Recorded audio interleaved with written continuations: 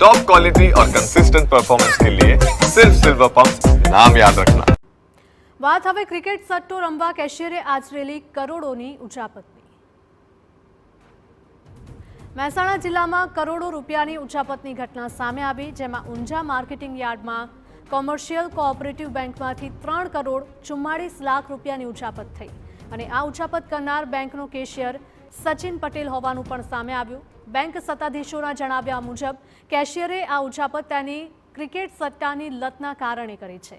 બનાવ અંગે વધુ કેટલીક વિગતો પણ સામે આવી, જેમાં કેશિયરે ઉચાપત એપ્રિલ અને જૂન મહિના દરમિયાન કર્યાનો ખુલાસો થયો। 3 કરોડ રૂપિયાની ઉચાપતની વાત વાયુ વેગે પ્રસરતા બેંકના ખાતેદારો ચિંતામાં મુકાયા અને રજા હોવા છતાં પણ બેંકમાં દોડી આવ્યા હતા।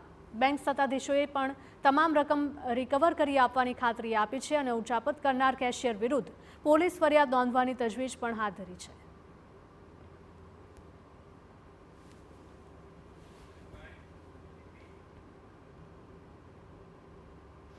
આ બેંકની અંદર અમારા કર્મચારી કેશિયરે ટુકડે 3 કરોડ 44 લાખ રૂપિયા જેટલી રકમની ઉચાપત કરેલી ધ્યાનમાં આવી છે।